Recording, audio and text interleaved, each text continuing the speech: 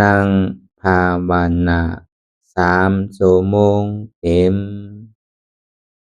ก่อนนี้นางปฏิบัติกุกรรมในเขาพร้อมกันไว้สาเยตนา3 เจ้าก่อนพุทธังที่พุทธาเจ้านั้น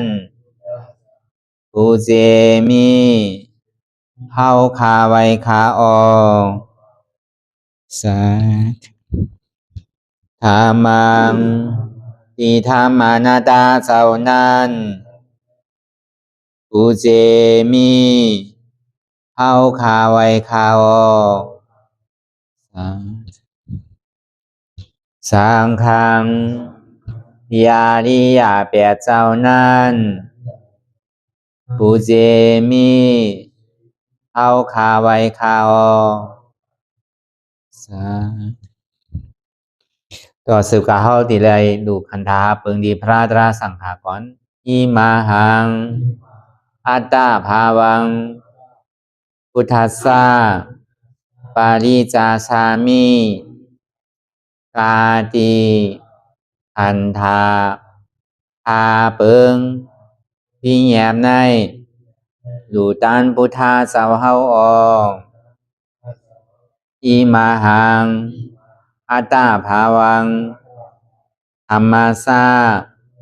ปาริจาชามิกาติอันธาพาเปิงพี่แยมในดูตันธรรมะเจ้าเฮาออกอิมาหังอัตตาภาวังสังคัสสะปาริจาชามิกาติอันธาพาเปิงพี่แยมในดูตันอาริยสังขารเจ้าเฮาออกต่อสิกว่าเฮาก็อ่อนกันเนาะผู้หลวงที่ปุญญาก็ปันโตอริยเจ้ากุเจ้าก่อนอริยเจ้ากุเจ้าค่ะในยามเมื่อไหร่ก็ดีอันข้าวอ่ำหูเสเลตั้งกามลงสามเปิงไหลวนพิษไหลลาพิษไหลเหตุพิษมาเจอนานแค้นดอปดปล่อยวางความบันขาวเขาอย่าให้เป็นอันตรายลงอันเหตุตามาโผนิปานันสกันติคโนมโนกัมมังวสีกัมมังกายกัมมังแสมมุเรวนพิศลาปิตัวเอพิมาติอาริยะเจ้าภูเจ้าสวรรค์พ้นความไม่ถินไม่ใช่นำกองการนั้นขินในยามในจึงข้าวก็บินเสียสมมาเขาปวุนทีพิสิตาธรรมะตังโดอาริยะเจ้าเขาภูเจ้าสวรรค์พ้นความไม่ถินไม่ใช่นำกองการนั้นขินในยามในจึงสังวาเจ้าเขาภูเจ้าภูปายกิเขาภูก็ภูคนแสมมุเรวนพิศลาปิตัวเอพิมาติตนตัวสาวตั้งหลังนั่นในสังพยามโยนั่นในสังในก็ภูสังเป็นอันตรายเหตุมาผลนิพพานเจ้าไหวใส่ให้ทัศนานสีภาวตระปันยาได้เป็นอันตรายให้จำมาผลนิพพานตอนนี้กว่าวันตามเมื่อตาเฮจงกันอาหันทุกข้าทุกข้าเป็นอนัตตาเยาเดียวอนัตตาตาเปอัตตาที่วิจิกิสาเกลียสานั่นเลยมดสิ่งเก่งหายกว่าในภาวะสัตว์ในอังแผงมันคือเลยห้าไหวผลยันห้าขามปุยนิพพานก็เย็นขันภัยสกรรมหลวยตาเนาะสาธุปีพุทธศาสนา2 ปาก68ว่าปีใต้2ปลายปาก19นี้ปีก็จ่าย3 ปาก86คู่ปีคิดวันที่7 เดือน 3 ปี2025เดือน 4ขึ้นมาวันละอยู่9ค่ำขึ้นวันทน7เขายามจ้างตื้อกำตรา6 โมงต่อถึง8 โมงในปางจ้างตื้อกำตราอนัตตาวิปัสสนาออกกำทน1ที่วัดป่าอนัตตาวิปัสสนากรรมฐานทำป่อง toàn na dương ưởng na sán chế viên xỉ xiềng chế toàn tồn ti này mương tay po chan này có họ tỷ lệ ma sắp leng lai vai vang sấy sắp leng dòng anatta vipassana ภาวนานั่นเนี่ยอ่อนตั้งสุดในก็เรานางขาการกุดขากว่าถ้าต่างขาซ้ายก็ไรอันนั้นขาซ้ายถ้าต่างขากว่าก็ไรมือสองขอนต่างไว้เหนือตาเขาไว้ตัวซื่ออย่าไปเคียงป้นอย่าไปย่านป้นเพราะอย่างในเขารับหูเนอเป็นพยานปิญญารับตาเนอเป็นดัญญาณปิญญาอยากโดยดีมันน้อยวิญญาณอาใจเตียนเท่าผู้นั้นอันไหลเสียนอันในเตียนมันพูดบอกเกิดขึ้นเป็นมานั่นคือเขาบอกวางเป็นอนัตตาอะไรอ่อนตั้งเขาไปหันเจ็บไปหันทุกข์ไปปลองใจเนื้ออนัตตานี่ก็โดยดีรวมเธอใจเขาอ่อนตั้งเธอใจเขายาวๆเธอใจออกยาวๆเธอใจเขาลึกๆเธอใจออกลึกๆเขาเกิดออกตายเขาเปลี่ยนออกลูกป้องเกิดเวียบตายไหนใจว่าเขาด้วยหลอกหลายๆไงเขามีญาณทั้งหันจือใจญาณทั้งวนจือใจหันเฉพาะนี่มันนำอู้เปิงไรเอาตั้งแต่ซิวต่อไปถึงแน่มีอะไรพองหลายไหนที่ว่าเป็นเฮามีเฮาเตียนเฮาอู้เปิงพองงำไรเนี่ยใครเข้าก็เข้าอยู่ใครออกก็ออกอยู่ใครป้องก็ป้องอยู่ใครแวบไหนก็แวบอยู่ในดีเดมันไหนใครเข้าวันป่องแสงแรงใส่ว่าตั้งแต่ซิวต่อไปตีนในมันใจของเฮาเนี่ยมันเป็นอนัตตาสองมาในอยู่ใจป้องใจบิววนดึกวนเปลี่ยนเล่างุนยิดอยู่หยาบขั้นคันใจซ่าใจอ่ำดีวนตั้งหลังป่องตั้งหน้ากำปอยก่อนวนสังใจที่มันเปลี่ยนอยู่เรื่องไหนเนี่ยคือเขาบ่หูหันตันจอมใจว่าปล่อยให้มันวนกากาวากาเป็นเขาทิ้งซิมเกิดมันไรเสียตานี่ก็คือหูหันตันจอมที่ใจมันเปลี่ยนอยู่ก็วันนั้นเนี่ยตั้งหลังป่นมานั่นเนี่ยก็มันก็สุดหมดเสียงกว่าเย้าเฮ็ดสังเสียก็เย้าอย่าไปเอามาวนแทงอย่าไปเอาลาดอย่าไปเอามาเฮ็ดแทงเนี่ยก็เป็นลองตั้งดีงั้น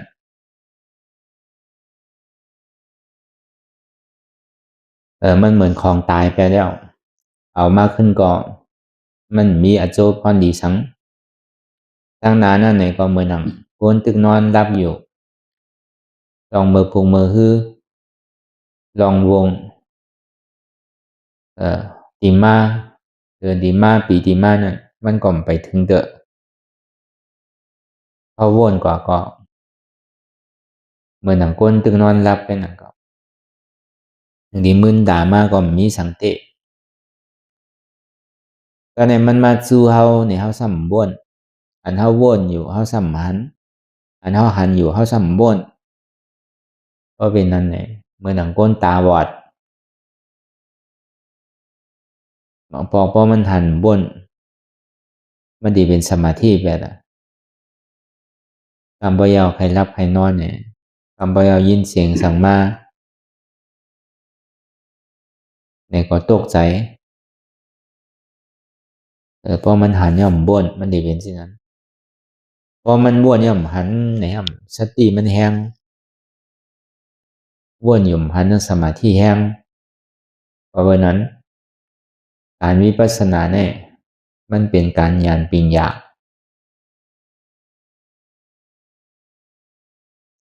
กำในหันใจวนกว่ากาวาการเป็นกำบนตั้งหลังไอ้กำปองตั้งนายกำปอยกบนสังไงเป็นที่ไหนกว่าที่เด็กย้อนเบอร์สังใดเป็นนั้นเนี่ยย้อนเบอร์ว่าใจเตียนมันเป็นอยู่เนี่ยมั่นใจของเขาก็นั่นแหละใจเนี่ยก็เป็นอนัตตาใจเขาสามารถในบางเขียงบางข้ามบางย่ำเนี่ยก็เปรียวมันเซื่ออยู่ เวลาบางทีบางข้าวบางย่ามเนี่ยก็ขี้ใจมองใจ唔理ใจหุบใจหายในห้องใครบางทีบางข้าวบางย่ามเนี่ยก็ดีดูจ้าดูตอนหนึ่งขีหนึ่งข้าวหนึ่งวันก็ยังเหมือนกัน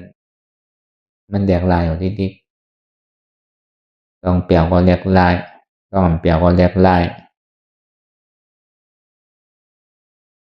มีอะไรที่ปึงอิงอะไรเด็กพอซ้ำกับจอมมันในก็เหมือนน้ำเลยมันไหลลองจอมน้ำต้องมาลอกุตลานั่นที่ได้สารคัดโลกลอกะติ่มเลยจอมโลกลอกะอันเปลี่ยวมนเซอร์มานั่นในก็อย่าวิกึ่งกั้งเนี่ยโจมเถอะอันทุกข้ามันปอมานั่นเนี่ยก็อย่าวิเนี่ยกึ่งกั้งโกเถอะก็เบอร์ว่ามันกึมกำบ่ยาวมันมามันดิเมื่อกำบ่มันเกิดแล้วมันดิรับพอมันเป็นแล้วมันดิรู้ในพอหมอพึกเห็นหู้อยู่จอมทุกข้าเอาในเสียงมันใครมาขิงไหลข้าวไหลย่ำไหลเนี่ยก็เขาก็กัดเย็น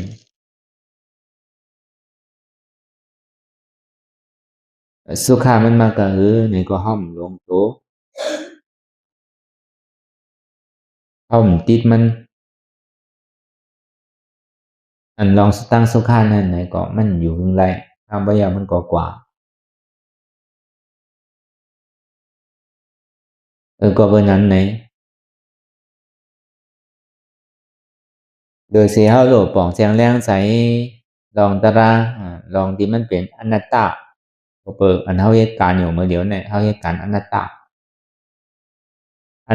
เนี่ยมันเป็นข้อสั่งคำสอนของพุทธคัมภีร์เป็นเจ้ากูสู่ดีมาเนี่ยก็ซ้ำดีมาฮอกับกาได้ลองอนัตตานั่นก็เพราะเบอร์นั้นเอาหลวงมุงมองสุต้องพระราสู่ตั้งนายเอาพอมีตื่อตั้งข้าวยามเมื่อเดียวเนี่ยเป็นอันสั่งถูกเฮ็ดไว้ดีเดอเซติไว้เฮ็ดของว่าเขาเป็นอะไรก็คือก็เขาก็เฮ็ดกว่า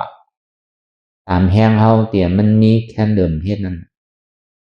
แม่ก็อย่าพี่เขาซุ่มนั่นเพราะอะไรน้ำแม่ก็แค่หาดีว่ามันมี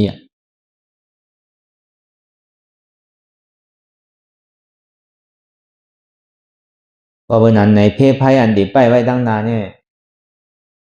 มันนำนะหัวตั้งนานเนี่ยมันดิมีเพมีภัยไปทาไว้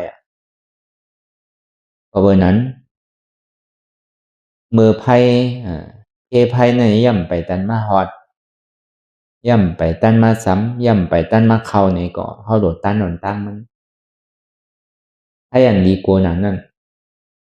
ภัยเกิดภัยเท่าภัยเป็นภัยตายบ่ตายเอาเนี่ย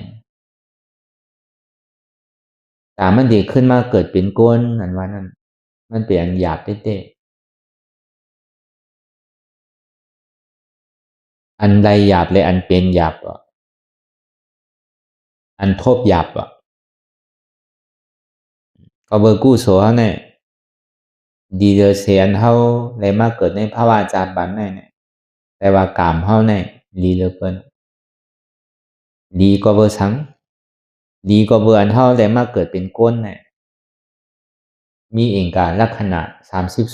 32อันนี้ผมว่ากามดีที่หนึ่ง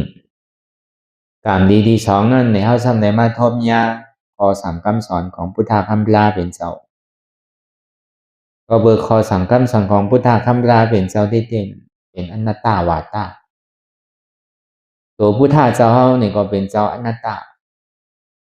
คอสั่งคำสอนนั่นเนี่ยก็เป็นอนัตตา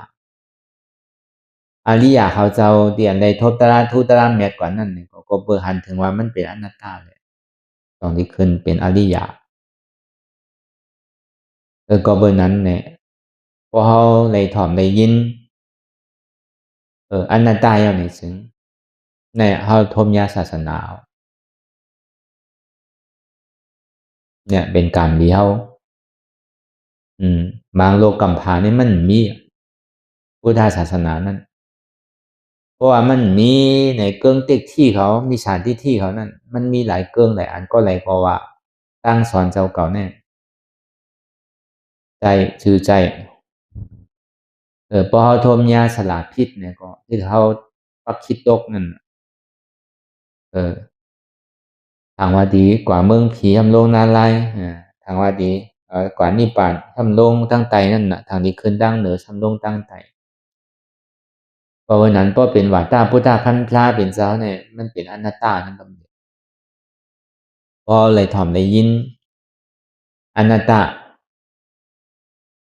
ยุ่มยำคันธาหาเปิงในเป็นอนัตตาเนี่ยอันนี้เขาเป็นคนพุทธศาสนาเจ้าพอมได้ถ่อมได้ยินในศาสนาพุทธานมาเนี่ยมั่นใจว่าหนงโคขาวโคเผิกเคินวัดเคินว่านำอันโหปากโหเหงบุญเจ้ามีอันโหหมื่นโหแสนโหล้านมันได้เป็นพุทธศาสนาเสดีกองมูมีน้ำเพราะอันโหหมื่นโหแสนเหมือนหนังกัดกูเพราะว่าดังเมืองไต้เฮาก็อันนำที่สุดเนี่ยในเมืองไต้เพราะในเมืองดังเมืองมันเนี่ยก็ที่ประกันนั่นอันนี้ก็นำมันว่ากับการเลยลองเสดีกองมูมันว่ากับการเลยลองบุญเจ้าบุญจ้างเขานำแหละแปลว่าเป็นศาสนาใจมันว่ากับการเลยลองคืนวัดนอนว่านุ่งโคขาวโคเผิกเลยว่าเป็นศาสนาก็ไม่ใช่ศาสนาเนี่ยมันเป็นสมาธิที่ได้สมาสังกัปปะเนี่ยเป็นตัวศาสนาเป็นตัวพุทธะพระเป็นเจ้าเป็นอันตังตัวพุทธะคัมพระเป็นเจ้าก็เบอร์สมาวาจาสมากรรมันตาสมาอาชีวะนั่นพระเป็นเจ้าห้อมป้องมาเนี่ยก็มันจึงมีไว้อ่ะพวกนั้นมีศีลนั่นเหมือนเจ้ายายเซ่เขาเตียนจ้างตื้ออยู่ในเถินในป่าซึ่งน่ะเขาก็มีศีลน่ะเหมือนหนังเฮ็ดสมาทานนั่นก็เหมือนนั้นนั่นก็มันก็นั่งจุมปกก็ออกโหอ่านโหวันโหวงโหเดินโหปีมันน่ะก็เบอร์คำผู้อันตุข่าเป็นอนัตตาเอาใจปลายเป็นอุเบกขาเป็นนั้นก็เบอร์นั้นถ้าเป็นสอนว่าเนี่ยแต่ที่ป้องมันหนึ่งสู่ง่ายๆเป็นอันหยาบในโลกกัมพาไว้แน่ๆพระเป็นเจ้าป้องมากกว่าสี่สู่เอาตั้งแต่พระเป็นเจ้าก็กุสันก็นั่งกันกัสปะย่อก็มือเหลียวเนี่ยเป็นพระเป็นเจ้าก็ธรรมะอันนี้สี่สู่ว่าเสียศาสนาพุทธะคัมพระเป็นเจ้าก็ธรรมะเขาสุดเสียงกว่าย่อนี่สิมันมีอ่ะศาสนาพุทธานว่านั้นกระโจติได้ทบในญาทางอ่านโหอาสังเขมันอ่ะมันง่ายๆอ่านโหอาสังเขเนี่ยปกติเอาปุ่งแตกมันนั่นเป็นหนังฮือไว้ละหนึ่งอาสังเขนั่นมันนำตานฮือไหนฝนตก3 ปี 3 เดือน 3 วันหับตกตึงวันตึงขึ้นบ่อาสังเขว่าเนี่ยเหมือนหนังเม็ดฝนนั่นอ่านด้วยตกโตในกัมพาเนี่ย3 ปี 3 เดือน 3 วันเดือนที่เป็นอาสังเขหนึ่งปอกว่ะมันนำกันนั่นนะก็ผมจังอ่านนักภาพไรเอาการโจที่สุดการโจที่ได้มาโทษมาญานั่นเนี่ยมันง่ายๆอย่างเก่าเพราะว่าถึงเมื่อเป่าพังศาสนาพุทธคัมภีร์เป็นเจ้าเฮาเนี่ยเป็นห้องว่าเกิงเต็กที่จากอันสอนพิษสอนเปิงนั่นก็ออกมานำก็เลยก็นั่นก็ว่าเป็นเจ้ายาหันตาก็เลยก็มอสั่งมอสอนก่อนก้นใครหาออกป้นมนตุกข้าได้ก็หาอยู่ก็หาก็มันยาวน่ะพอเบอร์ห้อมทบยาศาสนามีภัยดีสั่งดีสอนบรรเทาพอเบอร์มันเป่าพังในศาสนาพุทธะเฮาอย่างแหละอันนั้นในกามให้นะว่าบ่กับทบยาคิดอันนั้นก็ในว่าเสอาสาโกนเฮาก็เบอร์มันดิมึกเรื่องหนึ่งที่โกนเฮามาเยอะเนี่ยเพราะว่าโกนเฮามันมีศีลมีธรรมเนี่ยอยู่ในศีลในธรรมเนี่ยอาสาโกนในดีพอดว่าก็1 ปากปีเนี่ยดีย่อมหมด1 ปีต่อถึงอาสาโกนในแล้ว10 ปีก็10 ปีก็ตายในข่าวดัง10 ปีนั่นเนี่ยหู้ปอมหู้เมหู้ลูกหู้ล่างหู้ปีหู้น้องไปเฮ็ดทางกันก็เฮ็ดดีกว่า เมียวสัตวะเนี่ยมันยังหักมันน่ะอันนั้นซ้ำเหลือสัตวะก่อนว่าเมียวสัตวะมันมีลูกมันยังหักลูกมันน่ะโกนเฮาในซ้ำเหลือนั่นก่อนมีใจหักมีใจให้รู้ตัวมีใจเต็กเตียงให้เป้กินขึ้นไงว่าในข่าวดัง7 วันในแหมกันฆ่ากันนี่บ่ตายกว่าในตัวกำพาโกนในบ่มีอันจ้าตันหูตัวเรียนเข้าเถินเข้าป่าอันโกตายนั่นอยู่ๆหึงตานมันมาเย้าเนี่ยโกเนี่ยซ้ำขึ้นปอกมาเฮ็ดตั้งดีขึ้นว่าเปิ้นเอาเฮาตายก่อมดีเฮาเอาเปิ้นตายก่อมดีเปิ้นรักเฮาก่อมดีเฮารักเปิ้นก่อมดีเปิ้นแป้นแดนเฮาก่อมดีเฮาแป้นแดนเปิ้นก่อมดีเปิ้นอยากเก้าโผเก้าเมียเฮาก่อมดีเฮาอยากเก้าโผเก้าเมียเปิ้นก่อมดีลองอันกินเนี่ยมันฮู้โตมึนเมาฮู้อันใดผิดอันใดถูกกับกาเลยลองยาเมากำกับกาเลยลองเราซะหน่อยสุราไม่ได้ยากนั่นเฮ็ดป้อมเฮ็ดเอาเนี่ยโกในก่อยๆฮู้ศีลฮู้ธรรมมา1 ปากปีในซ้ำคืนอยู่1 ปีคืนอยู่1 ปีว่ะต่อถึงอาสาโกในอ่านโหอาสังเขมันดังเก่าอ่ะอาสาโกเนี่ยมันดีขึ้นเพราะสูงสุดนั่นน่ะก็ในศีลในซ้ำก่อยๆผิดมาลอยๆในอาสาโกในซ้ำก่อยๆยอมลงขึ้นว่ะ1 ปากปียอม1 ปี1 ปากปียอม1 ปีต่อถึงอาสาโกเนี่ยมีอยู่80,000 ปีอ่ะเมื่อนั้นน่ะพระเป็นเจ้าอริยเมตไตรอันอยู่ในเมืองตุสีตายของเมื่อเดียวเนี่ยเดี๋ยวนี้ลงมาเตวติสันติเลยมาจ้างทุกขาจริยาในข่าวตั้งอยู่6 วันก็เลยเป็นพุทธะเมื่อข้าวยำนั่นเนี่ยก้นเทาอันวันนั้นก้นเปลี่ยนอันวันนั้นก้นตายอันวันนั้นหายำแล้วปกติไหลมีก้นตายอันวันนั้นก็มีปล่อยมีลามตอนหันคิดเมื่อพระเป็นเจ้าอริยเมตไตรเท่านั้นมันเป็นสถานที่กลางอ่ะ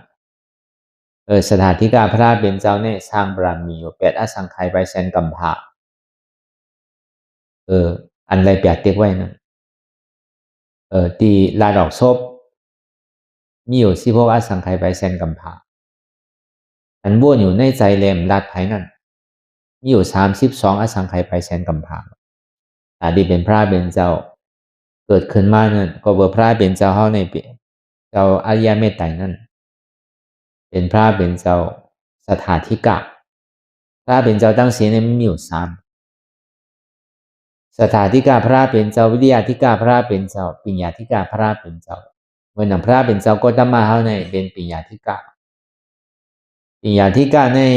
ที่ได้สร้างบารมีอยู่4 อสังไขยไปแสนกัมพะที่ได้ที่8 เต็กพระเป็นเจ้ากุสุสุ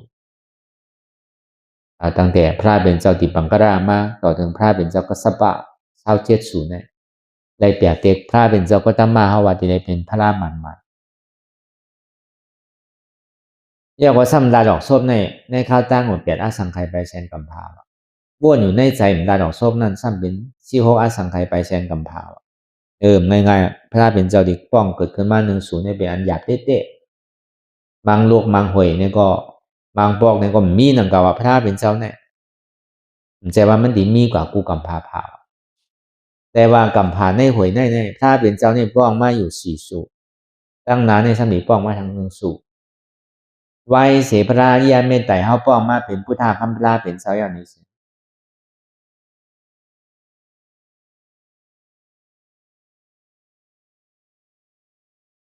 และมาชอดเอาไว้เนี่ยสัตวะตั้งหมดตั้งเสียงกว่าเย้าในก็กำในมีศาสนาพระเป็นเจ้าอริยเมตไตรนั้นก็ในปัจเจกพุทธาเขาในเตียนเขาสร้างบารมีอยู่2 อสังไขยไปแสนกัมพานั่นเมื่อหนังเตวตัดเขาเมื่อหนังอาจารย์ชาติเขาฉะนั้นเขาตีคืนไม่เลยมาจ้างตื้อกรรมตลาเนี่ยเลยเป็นปัจเจกพุทธาเป็นพระลานเด็กสอนได้เพื่อเอาตัวเจ้าเก่าป้วนไงอันนั้นเป็นห้องว่าเป็นปัจเจกพุทธาไว้เสียสุดอันนั้นมาเย้าเนี่ยในข้าวตั้ง100,000 ปีวะไพ่ตีล่างกัมพาวะไพ่ด่าตีล่างกัมพาในเมื่อหูดูเงาปึ้งวันตีล่างนั่นคุณสางมหาเปียมมาถึงดีวินมาในโลกกัมพาวเนี่ยนุงโคเหลียงปักหมอกเหลียงมาบอกกล่าวปันสัตวะทั้งหมดทั้งเสียงโกนเลยสังผีเลยสัง บอกว่าอย่าไปให้ทางกันว่ะคนนั้นมีศีลก็เพื่อคือมีศีลว่ะคนมีศีลอย่างหนึ่งตีโตตอนนั้นเพื่อคือมีสมถะมาปองข่าวในข่าวตั้ง100,000 ปีในไพ่ตีล่วงร่างกำผายเอาว่าก็เลยก็โกตายว่ะเมื่อนั้นน่ะโดยสมถะโดยรวมถอยใจเขาออกจากนั้นก็เขาก็ป้นกว่าอ้อนกันกว่าเมี่ยวอันกินกันก็ไม่กินว่ะเมี่ยวเสือกินโบกินกวายใช่ไหมก็คำกินอ่ะเมี่ยวอันนิจจากันก็ไม่เฮ็ดอ่ะสัตว์เลก้นก็ไม่เฮ็ดทางกันว่ะก็เบอร์โกสินขาดก็เบอร์ใครก็เบอร์โกตายน่ะไพ่ดีล่างเตี้ยวรู้ก็เป็นนั้นมากเขาจะนี่กะฮอดถึงเมืองช้างหมดอ่ะก็เบอร์เขาเลยเป็นช้างมากกันกูก็ผีเนี่ยก็ย่ำรอดอ่ะเมืองผีหกโค้งเนี่ยเผาแบบเซียนๆไพ่แต่ดีล่างกำพานนั่นก็เบอร์อาเตียงมันเปียมาเยาอ่ะเพราะว่ามันมาวาจีนันเยาเนี่ยก็โก้นในดิให้ยุ่มพร้อมก็เป็นนั้นมาในผลเนี่ยมันโต7 ปี7 เดือน7 วันในผลตกว่ะเพราะว่าผลตกแล้วในซึ่งต้นไม้เขียวเนี่ยมันมีว่ะเป็นกับต้นไม้เหลืองกว่าเชียงๆน่ะอันเท่าหันอยู่เมื่อเลี้ยวไว้ไม้เขียวจะเนี่ยมันมีเป็นสีเหลืองกว่าเชียงๆก็เบอร์ผลเนี่ยมันโตกันน่ะต้นไม้อันอยู่จ้อมห้วยจ้อมดอยเหลืองกว่าอันตายก็ตายกว่ามันเขียวแล้วเพราะเป็นนั้นในโก้เนี่ยมันโกมากน่ะมันดีมีเตียวรู้มันนิมิกมันเปียเหนียวน่ะก็เลยพยายามเฮ็ดตั้งดีก็เฮ็ดมากก็ในโกตายเอาน่ะก็เบิกกาปันนั่นลาเป็นเจ้าก็มันมีเอาน่ะที่มาเฮ็ดตะลาในตาดีไรนี่ปันตาดีปีกับเปสิผมมีที่ฮอจอดถึงดีเป็นอริยานว่าเนี่ยมันถึงเป็นได้มีเอาว่ะคนตาดีมาสั่งมาสอนก็มีว่ะเปิ้นอ่อนกันป่วนกว่าเชิงแล้วน่ะเพราะเป็นนั้นมาเนี่ยเพราะว่าผลโต7 ปี7 เดือน7 วันอย่างนี้ซึ่งตาวันเนี่ยเพราะว่าหวยหนึ่งตกหวยหนึ่งพูดออกมาว่ะกลางคืนเนี่ยมันมีอ่ะเหมือนเมื่อเดียวอ่ะก็ตาวันหวยหนึ่งตกกว่าเย้าหวยหนึ่งบ่พูดมาทางเอาอ่ะกลางคืนน่ะว่าเนี่ยมันมีอ่ะก็ในตาวันนี่ออกมา2หวยเพราะว่าตาวันออกมา2หวยเอาในซึ่งต้นไม้ต้นตอกต้นเยอต้นยางซะนั่นตายหมดอ่ะว่ะมันมีอ่ะต้นไม้นั่นล่มตายไปเซ็งๆอ่ะก็ในบ่ออกมา3หวยเอาในซึ่งอยู่ๆซ้ำออกมา3หวยว่ะตาวันเนี่ยพอออกมา3หวยนำฮู้นำเกอันอยู่จ้อมหวยจ้อมลอยซะนั่นอันเฮาเลยเอามาใจมื้อเดียวเนี่ยแทงหมดอ่ะมันมีอ่ะนำฮู้นำหวยซะนั่นก็ได้ออกมา4หวยเนี่ยแม่น้ำหลวงอันกูตีกูตั้งเอาตั้งแต่แม่น้ำกองกะแม่น้ำยมุนีแม่น้ำใหญ่แม่น้ำหลวงในกำผาหลวงเนี่ยแทงเกิดหมดก็ออกมา4หวยมีอ่ะแม่น้ำใหญ่แม่น้ำหลวงซะนั่นก็ในบ่ออกมาหาหวยเอานี่แม่น้ำมหาสมุทรราศีแม่นั่นไกลๆแหงลงแหงลงแหงลงว่ะก็ออกมาหาหวยมันลึกนะลูกคำว่าแม่น้ำเนี่ยแผ่นดินเมืองอันนาว240,000 โยชนะ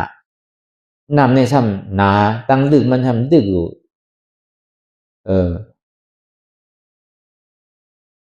48,000 เฮงโยชนาว่ะน้ำในซ้ำนำเลยเสียดินว่ะน้ำมันลึกว่าแต่นั่นน่ะยังแหงว่ะนะอยู่ๆแหงลงแหงลงแหงลงแหงลงพอตาวันออกหาหวยพอแหงลงเราก็โจ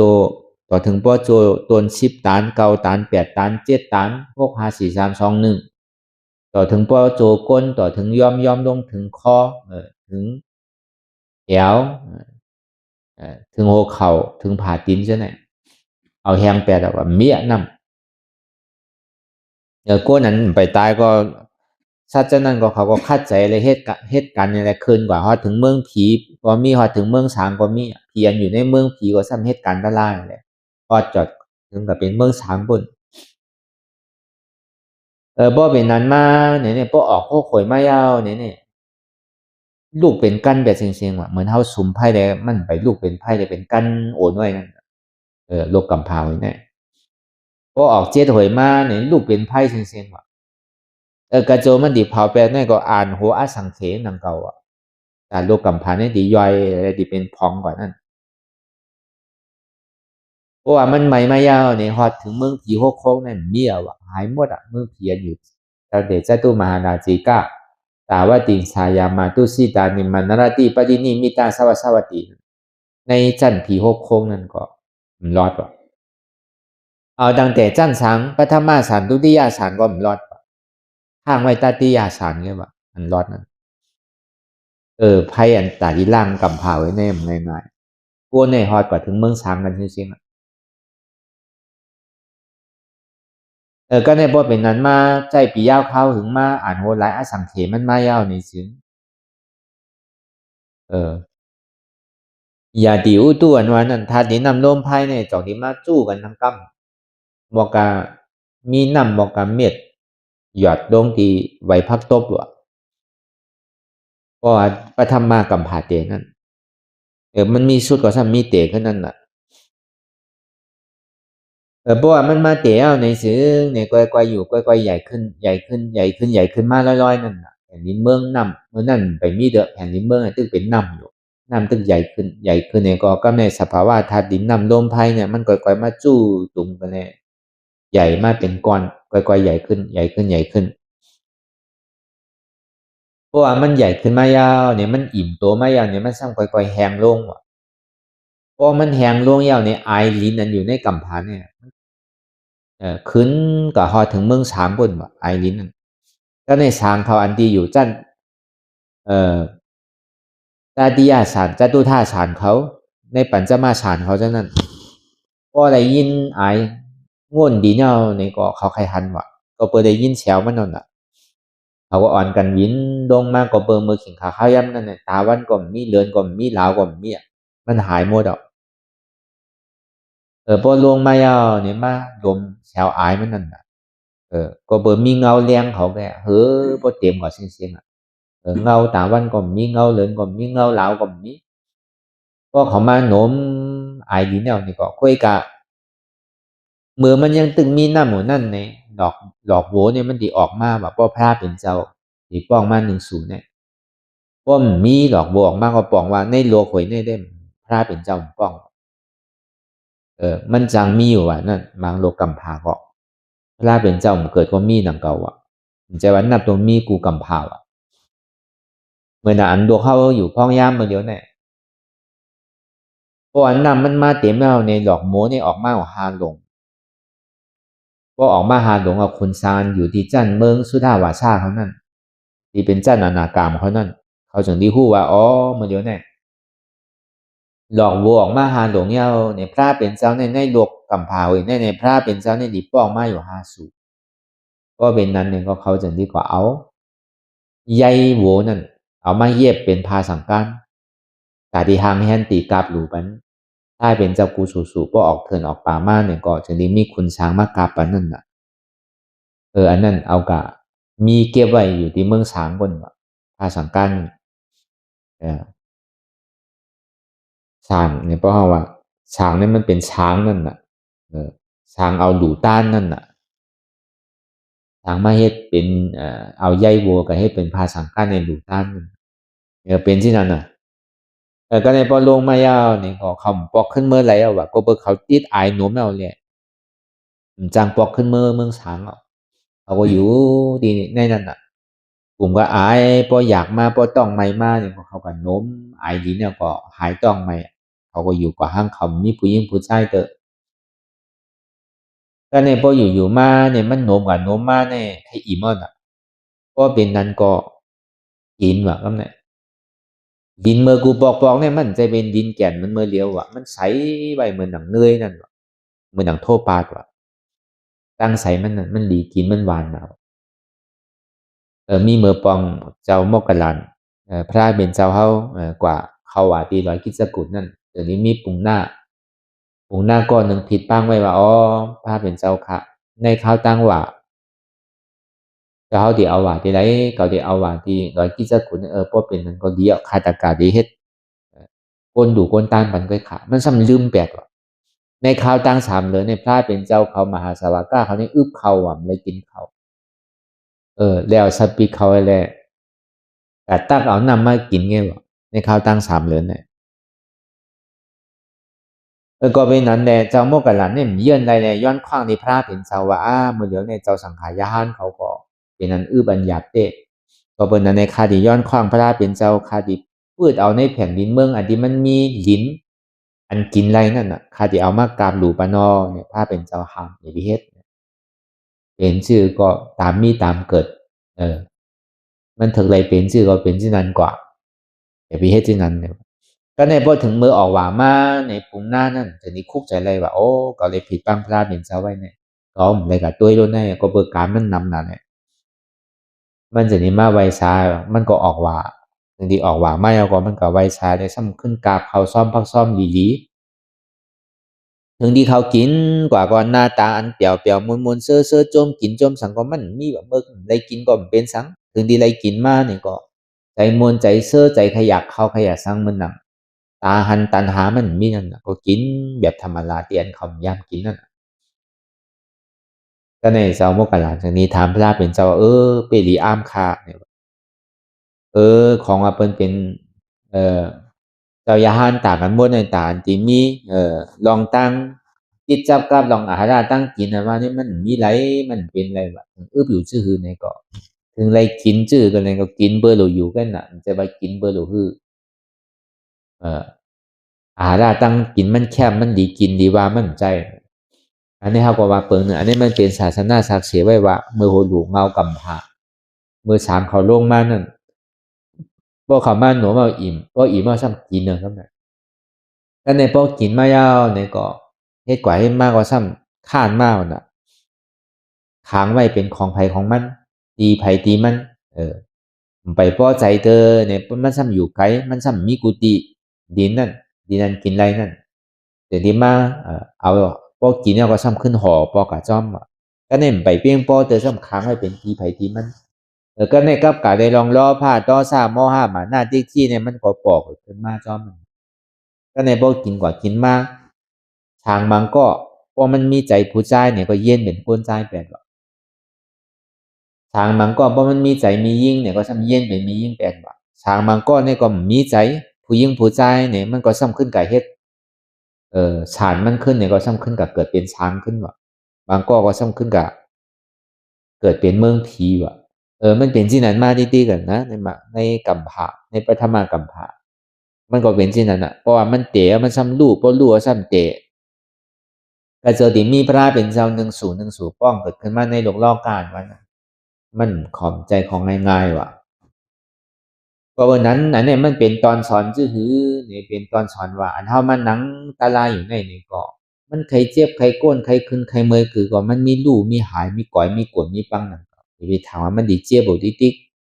อย่างว่าอย่าไปถามว่าตัวข้านี่มันติมีอยู่ติ๊กพอตัวก็ติ๊กก็สุดนั่นก็ตอนหนังโลกกำพาไว้ในเฮาถังอาปิมมันดุ่มเดียวมันกวนปังอีกบอกถึงขิงขาข้าวยามมันมาเนี่ยก็ยังตีกวนตีปังตีก่อยแบบนั่นก็มีอันใดที่ทาวารามันกึมก็เปิ้นนั้นแหละลาเป็นเจ้าจังเดียวว่าสัพเพสังขาระอันนี้จ้าเนี่ยสังขาระตั้งหมดตั้งเสียงนั้นมันกึมเหียนในสัจจวาระตั้งหมดตั้งเสียงในหมื่นในแสนโลกธาตุเนี่ยมันเป็นที่อันมันกึมเหียนย้อนเปิ้นนั้นในจังที่เฮ็ดคือเวเนี่ยสัตตวะเฮาเนี่ยเป็นกองทุกขาลงว่าของมันกึมเนี่ยมันจะนี่เป็นทุกขาว่ะก็เปิดว่าผู้หันถึงเฉพาะอนัตตา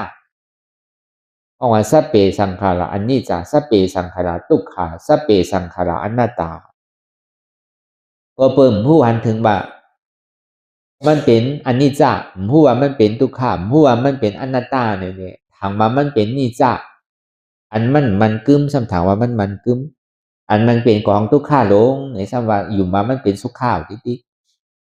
อันที่มันเป็นอนัตตาในซ้ำอยู่มามันเป็นอัตตาที่ย้อนเปิ้นนั่นแหละคือเวยเนี่ยสัตวะเนี่ยปันขึ้นดงแดกลายค่ายกว่าตกลงที่เต็มหมดที่เนี่ย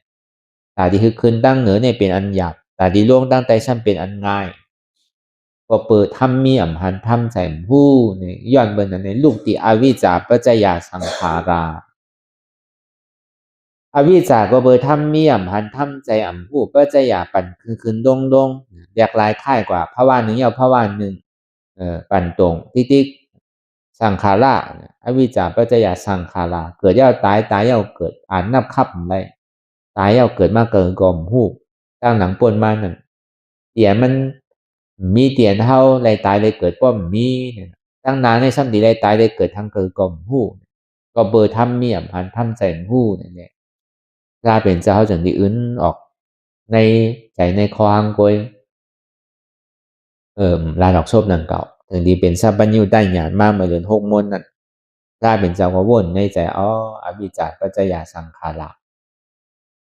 ก็เปิดอวิจารเนี่ยถ้าเป็นเจ้าจังดีมาวนทัดสางว่าก็เปิดอันใดเป็นอจองอวิจารเนี่ยลูกดีไรมาลูกดีอาสวะก็เปิดมีอาสวะเนี่ยจังดีมีอวิจารก็เปิดมีอวิจารนั่นเนี่ยจังดีมีวิญญาณก็เปิดมีวิญญาณจังดีก็เปิดมีวิญญาณเป็นอจองเนี่ยจังดีมีนามยุเป็นอโจก็เปิดมีนามยุนั่นเป็นอจองเหตุจังดีมีสาระยตนะนั่นเป็นผลอโจก็เปิดมีสลายยตนาเป็นเหตุทางเงาจ้องนี่ๆสองที่มีภาษานั่นเป็นอโจก็เปิดว่ามีภาษาเป็นอจ้องเหตุนี่ๆถึงที่มีเวทนานั่นเป็นอโจผลก็เปิดมีอจ้องเวทนานั่นเป็นเหตุนั่นแหละจองที่มีตัณหานั่นเป็นผลอโจเนี่ยก็เปิดมีตัณหาเป็นเหตุทางเงามันแหละจองที่มีอุปาทานนั่นเป็นผลอโจมันย้อนเปิดว่ามีอุปาทานนั่นเป็นเหตุทางเงาอจ้องมันนี่แหละจองที่มีกามเป็นอโจผลมันย้อนเปิดว่ามีกามเป็นเหตุทางเงาอจ้องมันนี่แหละจองที่มีภาวะเป็นผลอโจมันย้อนเปิดว่ามีภาวะเป็นผลอโจมันนี่แหละส่วนที่มีจาติจารามรณะปริโสกะเป็นผลอโจมันอันนี้มันสืบตามกันมากำในเก่ากอยไปแล้วตอนนี้ออกมาติ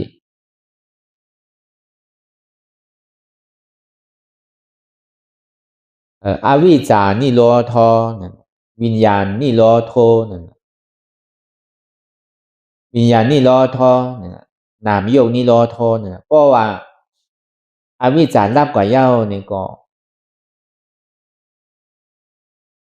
สังขารนี่ก็รับกว่าย้อนเบอร์ว่าสังขารรับกว่าเย้าเนี่ยในวิญญาณนั่นก็รับกว่าย้อนเบอร์ว่าวิญญาณรับกว่าเย้าเนี่ยขาดกว่าเย้าเนี่ยนามยกนั่นก็ขาดกว่าก็เบอร์นามยกขาดกว่าเย้าเนี่ยสลายตนะนั่นก็ขาดกว่าตกกว่าก็เบอร์สลายตนะนั่นขาดกว่าเย้านี่ก็ภาษานั่นก็ตกขาดกว่าก็เบอร์ภาษาตกขาดกว่าเย้าเนี่ยจังดีเวทนานั่นในจังดีขาดตกกว่าก็เบอร์เวทนาลูกขาดตกกว่าเย้าในตัณหาในจังดีขาดกว่าก็เบอร์ตัณหานั่นขาดตกกว่าเย้าในอุปาทานนั่นจังดีตกขาดกว่าก็เบอร์อุปาทานใจจับจ้อยนั่นตกขาดกว่าเย้าในกามอันว่าในจังดีตัดขาดกว่าอันมาติกามเนี่ยมันมีกามขาวกามล้ำยาวกว่ามีกามอำขาวล้ำเพราะว่ายังตึงมีกามโมที่ได้เกิดที่กะด้วยกะพอเป็นอาราธาโผยาวเนี่ยมันตัดกามไปแล้วกามสุดมีกามขาวก็มีกามล้ำก็มีกามขาวล้ำก็มีอันมันอยู่เนื้อกามเนี่ยเป็นโลกุตระเป็นยาหันตาเขาเนี่ยอยู่เนื้อกามจังว่าเพราะว่าอุปาทานนั่นสุดกว่ายาวเนี่ยก็กามนั่นก็ตกแบบมีอันว่ามันเป็นแต่กามกามเบิ้นดีหรือกามเบิ้นให้แล้วมีกามนั่นก็ตกแบบก็เปิดกามนั่นตกหมดสุดกว่ายาวเนี่ยก็ภาวะนั่นก็สุดกว่าก็เปิดภาวะนั่นตกกว่ายาวเนี่ยก็จาติจาราพยาธิมาล่าเนี่ยก็สุดเชงกว่ามีปล่อยแบบหมดในพระเป็นเจ้าในออกไรกุเตียในตรงวงรอบปฏิจจสมุปบาท12 ยุ่มเนี่ยพระเป็นเจ้าในออกไรกูภายกูภายเมื่อหนังข้าวเนี่ยออกไรตึ้งเสียงหนังก็ทีไรออกทีไรเนี่ยทีไรออกทีเวทนาในตัณหา2 วันเท่าวันหนังตะลานนั่นเปิงหลงมันนั่นเนี่ยหนังเลยอัตตามันดีออกเพราะมันหันเจ็บมันตึงหันใดเก่านั่นอัตตาอันว่าเป็นเก่าเนี่ยมันตึงหันเปินอยู่ที่ดีก็มันตึกหันเขาตึกหันเฮาตึกหันเปินเก่าเนี่ยไปหันเพราะมันหันเก่ามายาวเนี่ยทีไรจุ้นเก่านั่น2 วันเท่านังตะลาเนี่ยนังเลยเจ็บมันดีเกิดไว้นังเลยทุกข้าดีเกิดไว้เพราะว่าเขายอมห้ามอะไรทุกข้ายอมห้ามอะไรเจ็บว่านี่ตัณหานี่มันจังเกิดตัณหาไม่ได้ตกไปเพราะห้ามยอมห้ามอะไรก็เพื่อห้ามขามเจ็บขามทุกข้าอะไรเนี่ยใครเจ็บหายใครทุกข้าหายอันนั้นบอกว่าอันใครหายเนี่ยมันเป็นตัณหามุงมองใครมันหายเนี่ยเป็นอุปาทาน ซ้ำยุ่มว่ากามก็ไปถึงเดียวปรมีก็ไปมีเดียวเหอะกามเกิดแล้วจาติมากกว่ากาเหอะภาวะเกิดแล้วเพราะภาวะเกิดก็เตรียมตัวไว้ดีๆซึ่งดีอะไรเกิดได้เท่าอะไรเป็นได้ตายเพราะว่ามันขามอะไรทุกข้ามขามอะไรเจ็บเนี่ยก็มุงมองใครเจ็บหายมุงมองใครสุขะมุงมองใครมันสุดนั่นก็เป็นตัณหาอุปาทานกามภาวะเนี่ยก็เหตุการณ์ไล่เร็วก็เดียวเพราะเขามุงมองตัวเองก่อนดีๆมันใครเจ็บคือเจ็บในมันใจเก่าอนัตตามันใครทุกข้าคือทุกข้าในมันใจเก่าอนัตตามันใจตัวเก่ารู้มันใจเก่ารู้เจ็บในก่อมใจเก่ารู้ลมแหงไผลูกเขาสุกน้ำแหงลมแหงไผลูกลิ้นแคมน้ำแหงโดมแหงอันว่านั้นเจ็บแก้นต้งตอดเน็ดซานสันไว้โค้มไต่ตอดเตี้ยงเสียบทิบอันในลมแหงไผลูกโซเนี่ยก็ลูกทางแหงทางไผมันลูกไว้เกิดดีขนาดนั้นลมแหงไผลูกเขาสุกเนี่ยพอห้อมค่ายเนี่ยก็พอเขาโซนไผเอาดีๆก็นำมันดิโพดมาพอนำโพดมายาวเนี่ยพอมันไหลตีมายาวนำมันแหงพอนำมันแหงมากำกับเขาก็สุกลมแหงไผลูกเขาสุกน้ำแหงลมแหงไผลูกดินแคมน้ำแหงยาวแต่มันดิเผากิเลสนั่นเนี่ยที่ได้ปึงอินเดเสลมแหงไผลูกดินแคมน้ำแหงก็เขาขามตัวไหนได้เนี่ยก็เหมือนนำคำโกไพนั่นน่ะมันเผาคือก็อันจ้ามันเป็นอันแก๊บมันดิออกเสียงคือคำก็เป็นคำนั่นน่ะมันดิเป็นสิ่งนั้นก็เขาว่าไล่อันเขาดิออกเนี่ยได้ออกที่ไหนเหมือนอย่างพระเป็นเจ้าเขากูสูเนี่ยในตรงโมล่อปฏิจจสมุปบาท12เนี่ยมันออกอะไรกูตีออกไปไหนคนไรก็เบอร์เป็นหยานสัพพัญญูได้หยานนั่นแหละเหมือนเท่าใช่ไหมเวลาเจ้าสวากามังเซาเนี่ยก็เบอร์อะไรเฮ็ดเมื่อปานพุทธคำตาเป็นเจ้าเขาก็สปานนั่นมีเจ้ายาหานเขาเจ็ดเจ้าก็ในก็เบอร์หังในสังขาอันจอมตะลามจอมศีลจอมธรรมในซ้ำนำขึ้นพวกอันจอมศีลจอมธรรมในซ้ำเก๋ลงก็เบอร์ปัจจัยสีเปิงสีป้าแต่กาเขาซ้ำกว่าจอยแถมอันก้นเตียนมันกึ้นเวลาเขาเจ้าอันที่มีแห้งเก๋นั่นเนี่ยก็จังดาสังน้ำจังเฮ็ดสังน้ำก็เบอร์เปิ่นจอมเขาน่ะก็ในชื่อมันสังขารมีอานามนั้นนั่นเลยว่าพระเป็นเจ้านี่ป่านก็ดีแล้วอ่ะเมื่อมันเจ้าอยู่ในอันใดก็พิษอันใดก็พิษเท่าเฮ็ดอันใดก็ป้อมใดก็ในเฮาถังหางไรเฮ็ดอ่ะเฮาใครมักมันซื้อในศาสนาเนี่ยเฮาใครเฮ็ดซื้อเนี่ยก็เฮาก็ถังหางเฮ็ดเอาอ่ะอุบโอกันซื่อนั่นว่าเฮาใครอยู่ซื้อเศร้าซื้อก็มีไผมาว่าเฮาปองว่าอานาอำนาจอุบัติเหตุมันมีในกำมือเขาน่ะเขาใครปีนซื้อก็ปีนได้นั่นน่ะย้อนเบอร์นั้นเขาเจ็ดเจ้าเจ็ดป้าเนี่ยเขาเลยยินยอมเนี่ยก็ใจมันดีว่ะพระเป็นเจ้าก็สปาเขาเอาไปที่นี่ป่านก่อนเนี่ยโกนเนี่ยบ่มีที่ไหนเอาอันเข้ามาในศาสนาพุทธคำพระเป็นเจ้าเนี่ยใจว่าใครมาอยู่เปี่ยวอยู่หมดใจว่าใครมามีชื่อมีเสียงใจว่าใครมามักมีดีเป็นย้อนเบอร์นั้นในเฮาดีอยู่จอมกลเมียวในมันสร้างถูกแล้วเฮาอ่อนกันกว่าหาตะลาเฮาอยู่จอมกลที่อันมั่นใจจอมเสียนต่างของพุทธคำพระเป็นเจ้าเนี่ยมันดีซุ่มดอกซุ่มหลายได้โป้หึงกะหึงมาเฮาดีเป็นเขาอ่ะเฮาดีเย็นเป็นเขาไปละเพราะเป็นนั้นในก็เยี่ยงอ่านเฮาได้เฮาเป็นเมียวเนี่ยเยี่ยงอ่านเฮาอันวันนี้เฮาใครได้นี่ป่านรู้เนี่ยเขาก็ตกลงใจกันเนี่ยเขาไปออกก่อนในเถินพอไปออกก่อนในเถินเนี่ยเนี่ยก็ดีเชื่อจานกันว่าชื่อพื้นก่อนลอยสูงไว้เฮาเมื่อหาตะละป้อมเป็นสิ่งนั้นได้เฮาติ่มฮัดเฮาติ่มแต้ตัดใจเฮาให้ขึ้นไหลคืนไว้พอถึงขึ้นกว่าตั้งเหนือในเนี่ยเขาตัดแปลเลยขึ้นไหลเนี่ยอ้อมหนูลงอ่ะพวกก็ไหลตะลาก็ตายก็ปล่อยมันตายตั้งเหนือพุ่นอ่ะจ่องไผดีพร้อมเขาเจ็ดก็อ่อนกันพร้อมเสียงเมื่อป้อมนะเขาขึ้นเมื่อพอขึ้นเมื่อถึงเหนือร้อยเอาเนี่ยครับว่าทางกั้มอ่ะเพราะว่าไผพร้อมเนี่ยก็ล่วงก่อนไรก็หนึ่งในเจ็ดเจ้าเขานั้นก็ไหลถามก็ไหลก็พร้อมกันอยู่อ่ะเป็นสังเฮาตกลงกันเอาลูกเนี่ยเขาก็จังดีเอาอันเขาก่ายขึ้นกว่านั้นเอาตัดลงอันเอาวุดแปดจังลงเอาวะอยู่เหนือร้อยสูงไว้จังลงตั้งไหน ก็เป็นนั้นเนี่ยก็เขาก็ตั้งใจตั้งข้อเฮ็ดตะลาก็ตั้งใจตั้งข้อเฮ็ดตะลายาวเนี่ยก็ถึงป่วนกว่าครึ่งหนึ่ง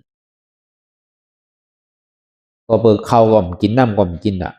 เฮ็ดตะลานั่นก็กินน้ำได้ดีอยู่ในหึงโง่ในน้ำก็กินเข้าก็จังกับตุ้งดีไรลูกอยู่ในเถินในร้อยนั่นพอเป็นนั้นมาเนี่ยพอถึงคำขึ้นวันหนึ่งมาเนี่ยเจ้าอันเท่าหรือเบิ้นนั่นท่านต้องเป็นยาหานตากว่าซ้ำได้อภิญญาพอเป็นนั้นเนี่ยก็พอมันเปลี่ยนต้องเป็นยาหานตากว่าเย้าเนี่ยก็มันก็หาตุ้งซ้อมพอสูงเย้าเนี่ยก็มันก็ซ้ำเอามาเผื่อเขาเอามาแจกมันเขาเจ้าเขากินแล่เนี่ยค่าได้การตะล่าขายเย้าเนี่ยข่าวมาปันเจ้าเขาเขาตกลงกันไว้น้องกินเขาเนี่ยเจ้าเขามือหรอกเจ้าเขาอะไรก็เปลี่ยนปูนเจ้าเขาไว้เนี่ยมันก็วินเมื่อก็ในพอถึงคำขึ้นวันทนสองมาเนี่ยเจ้าก็ทนสองนั้นเฮ็ดตะล่าก็ตกเป็นอนาคามกว่าซ้ำได้อภิญญานั่นก็มันก็วินกว่ากะหาตุ้งซ้อมในขุนจานนั่นก็กินอีเมาเนี่ยก็เอามาปั่นเขาเขาก็ว่าในห้องตกลงกันเจ้าเท่ามาปั่นเท่าย่ำเอาอันนี้เจ้าซ้ำดีมาเอามาหับของดูของซ้อมเจ้าเนี่ยมันใจมิวมันหาคำเอาก็เป็นนั้นก็มันก็วินไปแล้วสารออกกว่าแล้วในเขาหาก็ในป้วนกว่า6 วัน 7 วันเนี่ยมันกินน้ำเนาะก็กินน้ำเอาตายไปก็ตายไปแล้วเขาก็กะฮอดถึงเมืองผีเสียงกะฮอดถึงอยู่เมืองผีบนหมดเมื่อปานพระเป็นเจ้ากัสสปะนั่นในศาสนาพระเป็นเจ้ากัสสปะตึงมีอยู่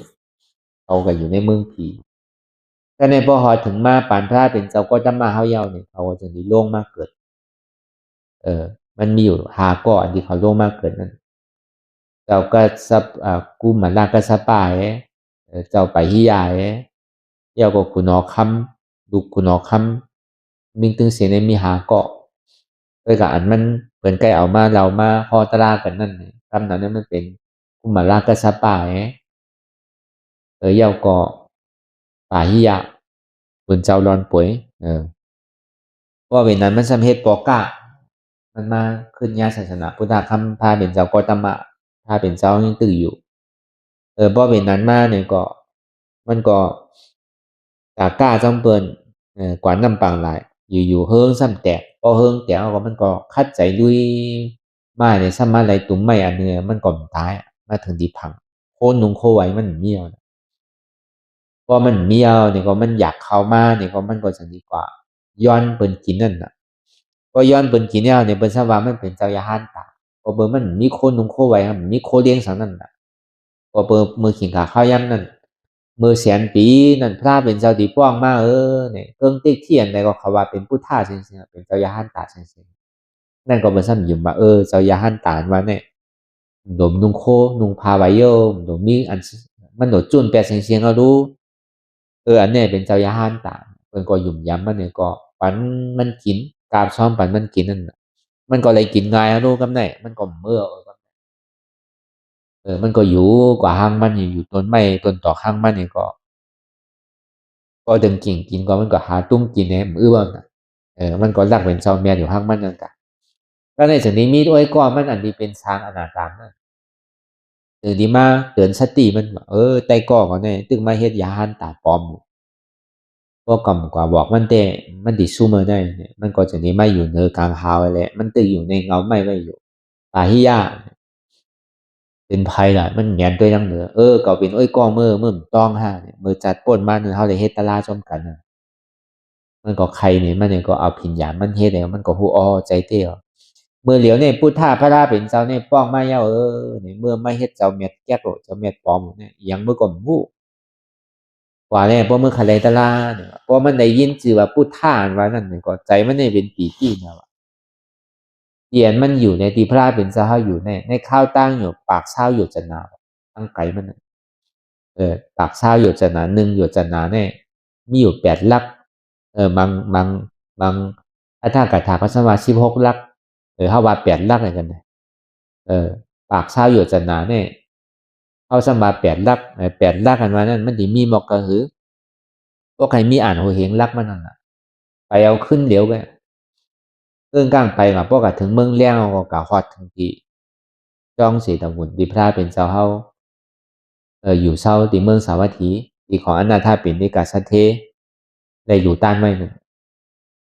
บ่เป็นนั้นมาเนี่ยก็จึงดีกว่าถึงถามข่าวเงาพระเป็นเจ้าเฮามีดีไหลพระเป็นเจ้าก็ตามมาเฮาเนี่ยมันเจ้าตึกออกตุ้งซ่อมหมด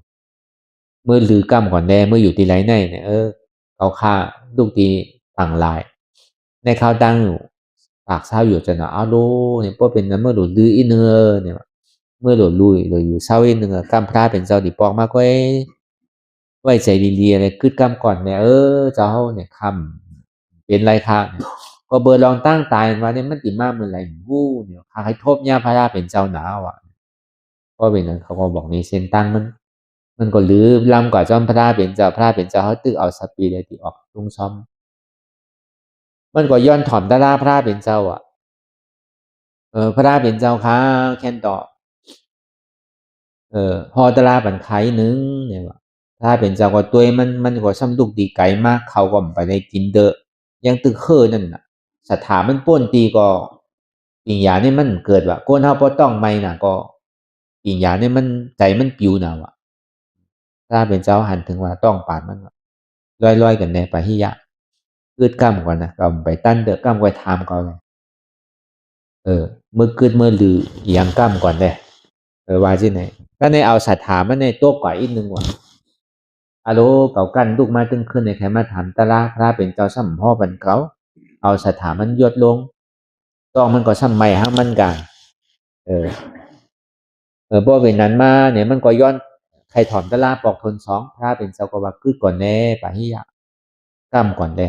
มันไปถึงข้าวยำเถอะก็ตุ้งซ้อมปอกมากก่อนก็ในพอถึงตีสามมาเนี่ยพระเป็นเจ้าหามก็เบอร์ศรัทธามันก็ตึกจับลองอันใจปิวมันก็มีศรัทธามันก็ป่นยันปิญญาตามันตีห้องฮับตะลาอะไรเนี่ยมันสั่งถูกเอาเนี่ยพระเป็นเจ้าพอเป็นนั้นก็ทอมเอาดีๆเลยปะหิยะเสียงเดียนมือยินอยู่นั่นเสียงเปินเลสังเสียงเฮาเลสังเสียงเขาเลสังเสียงเก่าเลสังนี่มีว่ะมันเป็นเสียงหลายๆได้มีผู้หญิงผู้ชายว่ะหมากตาเดียนเมื่อได้หันห่างอยู่นั่นในก็เปินมีเฮามีเขามีเก่ามีมันเป็นห่างพังหลายๆแง่มีผู้หญิงผู้ชายมีสัตวะสังปาหิยะมานี่มันมีนั่นน่ะบอกว่าอนัตตานั่นเสียงเดียนเฮาเลยยินอยู่นั่นมีเสียงเปินมีเสียงเฮามีเสียงเขามีเสียงเก่าเสียงที่ปาหิยะยินอยู่เมื่อเหลียวในปาหิยะนั่นก็มีห่างปาหิยะหันอยู่นั่นเนี่ยก็ห่างเปินห่างเฮาห่างเขาห่างเก่านั่นก็มีปาหิยะวันนี้มันเป็นอนัตตานั่นกำเดียวก็เป็นสินั้นมาเนี่ยก็ปาหิยะเนี่ยตกเป็นยานตาของกำเดียวตกเป็นคืนกำเดียวกันสีมากสีโพกำเดียวก็คืนกำเดียวกันเนี่ยก็ย้อนเป็นยานกำเดียวพระเป็นเจ้าแท่นต่อเอาคาเป้เขาในศาสนาพุทธคัมภีร์เป็นเจ้าพระเป็นเจ้าตัวตั้งหลังมันก็เป็นนั้นก็ถูกตีเป็นในพระเป็นเจ้าในดิลามาเอหิภิกขุเนี่ยก็พาสังการในลูกมาห้างกล้วยไว้ห้างกล้วยอันนี้มันซ้ำมีที่นั้นในแหละพระเป็นเจ้าสังเกตว่าเมื่อกะหาเครื่องปฏิขาล่ามากก่อนเลยพอเมื่อไรเมื่อหาไม่เอาเนี่ยก็ไปโหวตปันไปขึ้นปันเนี่ยพระเป็นเจ้าก็ออกเมื่อตุ้งซ้อมก็ในมันก็กะหาลูกหามพาสังการมันเมื่อมันตึกออกตั้งก่อนนั่นในสิ่งที่มีผีลู่หลวงตัวหนึ่งว่ะเมพายนั่นเมพายนั่นซ้ำพอหันไปที่ยาวเนี่ยก็เมื่อจันต่างๆก่อนนี่มันได้ให้ทางเขาไว้มันจะนิพพานเป็นวัวเลยเอามาต่อตายไปแล้วไปที่ยาวนั่นเพราะว่ามันต่อตายไปแล้วก็เอาไปที่นิพพานในนั้นก็มีก็ในวัยเสปอกไม้เอาเนี่ยก็พระเป็นเจ้าเขาเพิ่นก็เราลือกันว่าไปที่ยาวเนี่ยเป้กรรมให้ดีได้มาถ่อมตะลายอีนึงเนี่ยไปตั้นเฮ็ดเจ้าสังขายาหานเตอะตะลาก็ไปไล่เตอะเอามันตายไปก่อนหลายๆในถ้าเป็นเจ้าเขาก็จังดีห้องเอาเจ้าสังขายาหานเขาออกมาเอามาเผาอย่างไรเอาลูกเอาทาสมันเอาก่อเป็นเศษดีไว้ตีจ้องเศษอาวุธถ้าเป็นเจ้าเขาก็อุบโอ้กันนั่นน่ะว่ามันกรรมให้เนี่ยบ่ดีว่าเต้ดีว่ากรรมให้ก็กรรมให้อยู่ดีว่ากรรมให้ก็ซ้ำกรรมให้นั่นก็ตะลามันก็ไรฮะรู้พระเป็นเจ้าสู่ซ้ำพูดชื่อแล้วว่ามันไรตะลามันบ่ตกเป็นยาหานตากฟ้านั่นเนี่ยเจ้าปะหิยานเขาก็ดีอ้ำนะว่าตัวเต้ถอนตะลาลองเสียงลองหางก็ได้ทำตกเป็นยาหานตาก อันนี้มันกามเลียเนี่ยอันมันกามให้เนี่ยย่อมเบอร์สังเนี่ยวัวเนี่ยสมาตามาต่อป้อจัดในว่าได้ใจเนี่ยจัดหลังปางก่อนเนี่ยมันได้เฮ็ดเมือกไว้กามุนามาตาดีลอกอนั่นน่ะกามเป็นเจอเป็นพันนั่นน่ะตอนนั้นเป็นยาห้านต่างว่ามันป้นอะไรนั่นก็มันมีจัดสุดท้ายมากกว่าแล้วก็เบอร์เขามีไว้ก่อกัน5ก่ออ่ะเป็นสะเทนั่นน่ะก็ในเขาสันดีกว่าเปียวมวนจ้อมกันนี่แหละพ่อเอาเมมบอกยาก้อนหนึ่งกว่าแต่เปียวมวนจ้อมกันในสวนเซอเมมบอกยาเนี่ยก็ซ้ำหางเคิงหางเลียซ้ำเป็นข้วนมีการมีขันพวกเขากับเปียวเนี่ยเขาจะได้ปัน1ก้อนเลย1เฮงว่ะก็ในเขาซ้ำอุบกันว่าเขาปันเนี่ยเนี่ยว่าเขาก็เลยเปียวเนี่ยว่าถ้าเขาเหี่ยมมันเปียเนี่ยก็เขาเอาโค้งเงินโค้งคำมันเนี่ยเขายังติดในน้ำเมียน่ะ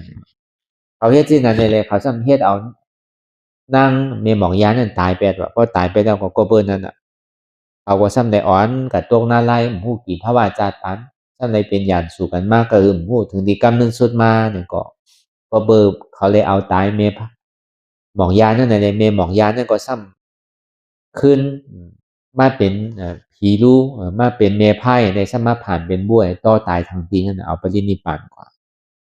ในพระเป็นเจ้าว่ากรรมอันว่านั่นอากูโศกรรมอันว่านั่นดีโกเนี่ยมันเวไลว่ะในพระเป็นเจ้าเขาก็ฮ้อกับการไปลองไปที่ย่างนั่นก็เบิ่นมีเจอมีพันเฮ็ดไว้นั่นน่ะจุนอาสาสายใจเจ้าเก่าพอดีในตารางนั่นอันนี้เขาว่ากับการไปลองไปที่ย่างอันนี้ก็ติได้ว่าเอามาเป็นแฮงอกแฮงใจเฮาอันหนึ่งเบออันเป็นคาไรตารางนั่นเป็นยังยอมจนอาชีวอาสาสายใจเฮานั่นน่ะมันเฮามันหนังตารางที่ไหนได้ก็คือเฮาฮัดคัดใจกว่าอย่าไปโกเจ็บอย่าไปโกทุกข์เฮ็ดกว่ามันเฮาเลยมีเจอมีพันมันไว้ก็ดีก็ฮัดเต้เนี่ยก็ในนาสีนาในเฮาสิไล่นั่นก็วันนาเดือนนาปีนาชาตินาว่ะก็เฮ็ดกว่ามันเฮาบ่ซุ่มนะวันนา1วันต่อถึง29วันว่ะเดือนนา1เดือนต่อถึง11เดือนปีนา1ปีต่อถึง7ปี10ปี20ปี40 50ปีก็ว่ากว่า1จัดจัดนา1จัดต่อถึง7จัดว่ะถึงสิได้โทษบนนั้นก็แต่ว่าเฮาได้มีเจอมีพันมันอยู่เฮาบ่เฮ็ดนำใจนะเฮาต้องเฮ็ดจริงๆนั่นน่ะเหมือนเฮายังเฮ็ดได้เหมือนเฮายังมีมือดีขาดีก็เบิ่งเป้าหมายสูงสุดอันเฮาเป็นคนพุทธศาสนาแน่เป้าหมายสูงสุดเฮาเนี่ยเป็นนิพพานเนาะเฮาโลเหตุการณ์ตาดิการนิพพานเนี่ยน่ะการนั้นลำลองเหลือเกินเนี่ยการนั้นที่อ่อนเฮาฮอดนิพพานเนี่ยก็มั่นใจเป็นอันลำลองมันน่ะการที่อ่อนเฮาลงตั้งแต่นี่แค่นดีเฮ็ดอกุศลลองตั้งต่างเสื้อต่างรองที่มันมีอาโจพรดีสังนั้นเฮายังดบปล่อยพาวางแปดดีเฮ็ดนั่นน่ะกุศลตั้งดีนั่นต้องการอันดีก็ฮอดถึงเมืองผีเมืองสางก็ยังมีตื้อตั้งโดยเหตุการณ์มันมีเส้นตั้งแต่ดีกว่านิพพานเด้ก็เฮาโดยเหตุการณ์แต่ดีกว่านิพพานก็ในตาดีกว่านิพพานเนี่ยซ้ำนี่เลยเฮ็ดถือนี่ที่ได้ยุ่มยำขันธ์หาเปิงนี่เป็นอนัตตาที่ได้วนด้วยตั้งแต่สิโหต่อไปถินที่ได้หมอปล่อยภาวะอย่าไปยึดยับกับมันอย่าไปหักโตโกตายอย่าไปใครในหัวในขาในมือในโตอย่าไปหักโตอย่าไปหักใจก้นตีก้นตังเฮาที่ได้หมอจุ้นหมอพาวางแปดอันเฮาหักหนานั่นน่ะเฮาโดปล่อยโดพาพอหักมันก็เฮาก็โดหัดจุ้นมันซ้ำดีๆเลยเสียอ่อนต้อนเด้อเสียเก่าแท้งแต่ว่าเฮาจุ้นให้มันติ่มมีช่างใจโหปุดนะเพราะว่ามีโหโหปุดแกเพราะมีขาโหปุดแกใจที่นั่นดังเก่าตามป้อมปองใจทั้งมาเป็นตะลาโหปุดขาปุดตะลาแอวปุดตะลามีใจว่ะซ้ำดีเอาทั้งนิพพานซ้ำมันมีสังในเฮาจังดีกว่าให้สังมันใจที่นั่นมันมีนิพพานมันแม่นเหลือเบิ่นเสียงแม่นเหลือเมืองผีเมืองสางนิพพานแน่มันมีพอเฮาฮอดถึงมาเฮาดีฮู้ไกมันมีเนี่ยมันใจอันขันธาหาเปิงเนี่ยอันมันเวียกเนี่ยอันเนี้ยมันตุกขาคานใจมันกึ้มเป็นผีก็มันกึ้มเป็นช้างก็มันกึ้มเป็นโกนก็มันกึ้มมันแหลกลายภาวะดิทางตายออกปากก็เห็นก็หมื่นก็แต่ดีปอกขึ้นเป็นโกนมีหนึ่งก็เหลือเสียนั่นกว่าเปสีภูมิที่ตายออกปากก็เห็นก็หมื่นก็แต่ดีขึ้นเกิดเป็นโกนมีหนึ่งก็เหลือเสียนั่นกว่าเปสีภูมิโกนปากก็เห็นก็หมื่นก็แสนก็แต่ดีขึ้นเกิดเป็นโกนมีหนึ่งก็เหลือเสียนั่นปอกขึ้นเปสีภูมิก็เบอร์นั้นมันจันเฮาลงตั้งใจมันติให้เฮาขึ้นตั้งเหนือในเป็นอันยา แต่ก็เบิ่นนั้นบ่มีตื้อตั้งข้าวยามมันสั่งถูกอันเฮาเฮ็ดอยู่พ้องยามมื้อเดียวเนี่ยแม่ก็อย่าที่เฮาซุ่มนั่นน่ะคือเฮาคัดใจเฮ็ดก่อนนิดๆก็เบิกการนั้นเฮาเฮ็ดอยู่พ้องยามเดี๋ยวเนี่ยมันเป็นการเฮาอ่ะมันใช่การเปิ้นเฮาเฮ็ดก็เฮาไหลก็นำเป้าแต่ว่าเฮาเฮ็ดนำในบ่นี้จังมายามมาโจนเอามาหิมเอาใจจังปันไผไหลเฮ็ดก็มันได้ไผกินก็มันอิ่มนั่นน่ะนิ้วเนี่ยก็เบิ่นนั้นมันเป็นการเฮาหาเป็นพุทธศาสนายิ่งอันเฮาเป็นเจ้าสังฆายานก็แค่นดีเฮ็ดนำเลยสิก้นเฮิรนทางก็เบอร์เป้าหมายสูงสุดของปอเฮานั่นนี่ก็เป็นนิพพานก็รู้ในปอพระเฮานั่นเฮาเป็นลูกพระราน่ะเฮาก็หลอกกว่าจำศีลตามปอเฮาสอนนั่นปอเคยป่นอันนี้เป้าหมายสูงสุดเนี่ยจ่องว่าเฮาเฮ็ดตะลาก่อนดีเฮาถ่อมตะลาก่อนดีเฮาฮ้อตะลาก่อนดีเฮาโดสิได้ลาดเส้นตั้งแต่ดีกว่านิพพานสิได้เฮ็ดสื่อในมือเนี่ยอันนี้มันเป็นบุญพรตาอันเจ้าฮ้อตะลาเขาถูกดีฮ้อตรงนี้เกินการว่าเป็นธรรมกติกะป้อมเป็นนั้นเนี่ยมันเป็นธรรมกติกาได้พอฮ้อมดองตาหน้าน้ำพอตาหน้าน้ำมาดีติกเงินคำน้ำมาดีติกเนี่ยก็บุญเจ้าเฮ็ดกว่าเฮ็ดมาติมีเฮิรนเฮ็ดกว่าเฮ็ดมาติมีลูกมีเมย์แบบพอเงินน้ำมันจังปันไผโลเลยเซโลมีลูกมีเมย์กันน่ะเฮ็ดกว่าเฮ็ดมาป้องตาหน้าน้ำป่นดีก็เนี่ยดิมันหลูดีติกะพอฮ้อตาหน้าน้ำน่ะก็ตอนนี้อาจ้างบุญเจ้าดิพิติเฮ็ดพิเฮ็ดเปิงกว่าบ่มีเงินคำน้ำมันจังเฮ็ดหยังเอาน่ะก็มีลูกมีเมย์ก็มีหอมีเฮิรนเนี่ยน่ะทุกซักหมดแล้วมีลองตั้งการตั้งขายจอมนี่ก็ยุ่งหมดแล้วพอตาหน้าน้ำก็มันเลียพอลองศีลาก็ลองศีลศีลาลองสมาธินี่แค่นกว่าไกลกำหนดเนี่ยมันดีฮ้อลองตาหน้ากันลองดูลองตั้งกันก็ดูว่าในเป็นเมื่อในเป็นก้นดีผีเมียดในกะจามจ้าในเมืองผีเนี่ยนะพอฮ้อบ่ดูเนี่ยนะกำหนดเนี่ยพอเฮากะถ่อมยาอันตาหน้าดีๆเนี่ยก็อาจ้างบุญเจ้าเนี่ยมันดีมันดีเปิงแปดมันดีพิษแปดตอนนั้นพระเป็นสาวะห้องกับกาเลยลองตาหน้าก็ยะศีลาก็ยะสมาทาก็ยะยังตึงมือกูก็เป็นลูกฮักพระเป็นเจ้าเนี่ยมันเป็นก้นดีเด้อในศาสนาเปิ้นมีอยู่นะลองตาหน้าลองดูลองท่านเปิ้นดูเปิ้นย่ำโลกุโสดูอันเปิ้นซอยแถมกันนั่นอ่านโหเมื่อวานเมืองไผไหมมาในสังนำทมมาในสังพบเพเข็นมาในสังเนี่ยก็เปิ้นยังดูมาในศาสนาเปิ้นนั่นอ่านโหปากล้านเฮงล้านหมื่นล้านมโนเปิ้นดูมาเปิ้นย่ำโลกุโสตาหน้าเปิ้นย่ำแจนเลยตาหน้าเฮาก่อนเนาะอันนี้เฮาว่าบ่แจงนึงลองตาหน้าลองศีลศีลาเนี่ยเอาศาสนาเปิ้นบ้านนั่นเนี่ยก็ศาสนาเปิ้นซ้ำแม่นเลยเฮาทางก่อนอันเฮาได้บ่มาย้อนพอปอกาปอกะเฮ็ดผิดแล้วน่ะมือย้อนกันน่ะย้อนพอปอกาเฮิรนบ่โลกะเฮ็ดผิดขึ้นเอารู้ดอเลสุนสานกันน่ะอันศาสนาเปิ้นนั่นบ่เปิ้นกรรมบ่เปิ้นกรรมเต้รู้เปิ้นเฮ็ดผิดเต้น่ะวัดก็เปิ้นมีหลายตีหลายตั้งมันมีวัดเดียวตีเดียวมีเป็น10วัดปากวัดเถียงวัดอันนี้เฮาว่าบ่ดีแตงนึงลองตาหน้าศีลาก็คือศาสนาเปิ้นเด้ออีแตงลองสมถะมานั่นก็ไปคิดศาสนาอินดูไปคิดศาสนาอันจะเป็นเจ้ายาเซยาฮันอันที่เปิ้นจ้างตื้อคำอยู่ในป่าหิมะบุญตานั่นเปิ้นจ้างเต้กำเต้เฮาก็ไปคิดเด้ออันเฮาขึ้นน่ะเลยเปิ้นได้เป็นปีญาเนี่ยโดยเซนตั้งนั่นเนี่ยมันดีอ่อนเฮาป่นของตั้งทุกข้างเลยเดี๋ยวเฮาบ่ดีอิ่มเบิดในลองตั้งเกิดเท่าเป็นตายอย่าบีโหมจมตาดีไรเกิดไรเท่าไรเป็นไรตายทางตัวหมออิ่มหมอเบอร์ลองตั้งเกิดเท่าเป็นตายเนี่ยเป็นทุกข้าคือเขาพออิ่มเบอร์คือเขาพอเกิดสังเวชกาดาราหนึ่งเขาพอดีป้นลองตั้งเกิดเท่าเป็นตายเนี่ยดาราเตียนำเกิดเท่าเป็นตายเนี่ยเป็นหือไว้ใครหู้ใครทอมใครยินมีดีไรก็เขาโดดซอกหาไกลก็คือก็เขาโดดกว่าหาโดดไกลเฮ็ดเอาใจว่าอยู่ๆมันดิตกมาปันเฮานั่นน่ะอันนี้ก็เขาพอป้องแข็งแรงใจกว่าในการมีปัญญาในการตาดีอ่อนเขาป้วนลองตั้งทุกขะตาดีปีกับปีสีกุมมีตาดีเปิดพระตูนี่ปันเนี่ย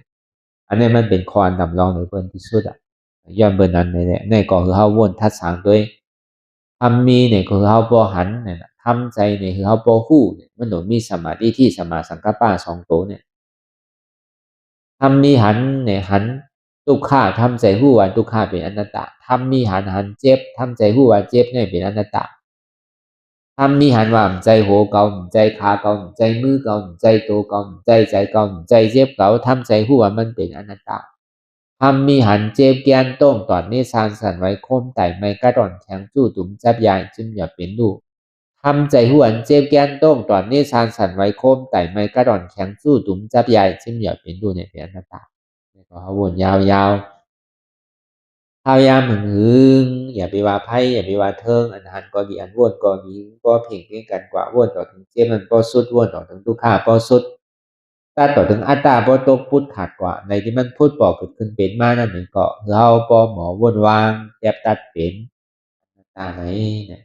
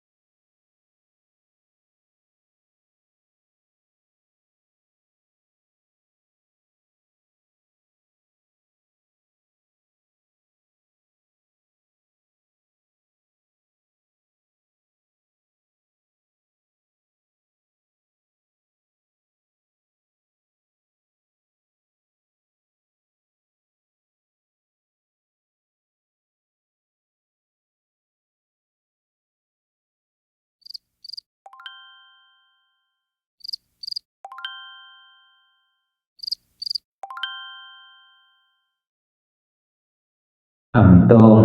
งหนึ่งค่ายลายพื้นเปิดตามึนตา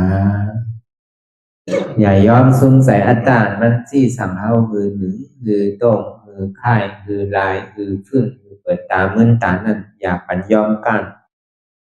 ไว้ใจให้ทานเสียสืบการปฏิบัติธรรมสมาธิที่หันสังหันเจ็บแกนโต้งตอดเนตรสานสันไว้คมไต่ไม่กัดอ่อนแข็งสู้ตุนจับยายเป็นอยากเป็นดูสภาวะยุคทาสีเปิงสนั่นมาดังเจ็บแกนโต้งตอดเนตรสานสันไว้คมไต่เนี่ยที่เขาวนวางว่าเป็นทานลมใจเก่าอนัตตาอันไม่อยู่กัดอยู่อุ่นอยู่หนาวนั่นคือเขาวนวางว่าเป็นธาตุไฟใจเก่าอนัตตาอันมันนักอยู่แข็งอยู่โอนอยู่อ่อนอย่างนั้นเนี่ยเป็นธาตุดินใจเก่าอนัตตาอันมันซึมอยู่จับอยู่ยายอยู่เป็นอยู่รู้อยู่นั่นเนี่ยเกิดอยู่รับอยู่นั่นเนี่ยเป็นธาตุน้ำใจเก่าอนัตตา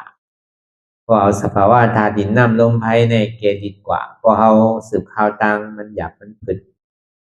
ตกลงตกอุ่งไว้แล้วก็เอาเส้นธาตุดินน้ำลมไพ่ในเกดีกว่าเพราะว่ามันกว่าไรลงง่ายๆเย้านี่ก็เขาก็สำคัญภาวะธาตุดินน้ำลมไพ่เนี่ยสืบวนเป็นอนัตตากว่าหนึ่งมาอย่าไปโกเนี่ยเทียบมาคือก็เอาผมโซมภาพตอนว่างเป็นอนัตตาสองมาเนี่ยอย่าไปก้านเตอข้าวยำไปถึงเตออย่าไปก้านสามมาอย่าไปข้านวนปันทิกหันเยาวนเยาหันเยาวนเยาหันเจ็บวนเจ็บเป็นอนัตตาแต่ถ้าวนอนัตตาเนี่ยก็จะได้หันเจ็บหันทุกขะหันแล้วหันเจ็บหันทุกขะนั่นเนี่ยก็จะได้วนเป็นอนัตตาอันนี้ก็อย่าไปข้านวนอย่าไปลืมเนี่ยคือเขาตื่นตัวอยู่เสียผู้สังหลักอันนั้นอยู่มือเดียวเนี่ยมันใจการไพ่เนี่ยมันเป็นการเฮาคือเขาตื่นอยู่กับปัจจุบันพองยามเดี๋ยวเนี่ยคือเขาตื่นหาปัจจุบันที่มันเป็นอยู่มีอยู่เมื่อเดียวเนี่ยอย่าไปกะวนตั้งหลังตั้งนาวติ๊กเนี่ยคืออยู่จอมปัจจุบันที่มันเป็นอยู่มีอยู่เนี่ยวนเป็นอนัตตาจริงๆเนี่ยก็คือเขาไว้ใจให้ทัศนานเสสืบข้าวตั้งขวางตั้งนาแทงวนต่อถึงเจ็บปอสุดวนต่อถึงทุกขานั้นปอสุดอะไรที่มันพูดบอกเกิดขึ้นเป็นมานั่นเนี่ยก็คือเขาวนวางเป็นอนัตตาทำใจตัวเก่ามาดีตัวเป็นอนัตตามาดีใส่ในก็อ่ำใจเก่าอนัตตามาดีเจ็บในก็เจ็บในก็อ่ำใจเก่าอนัตตาวนลองเปินก็อ่ำมีเปินอนัตตาวนลองเขาก็อ่ำมีเขาอนัตตาวนลองเฮาในก็อ่ำมีเฮาอนัตตานี่ชื่อไหนก็ได้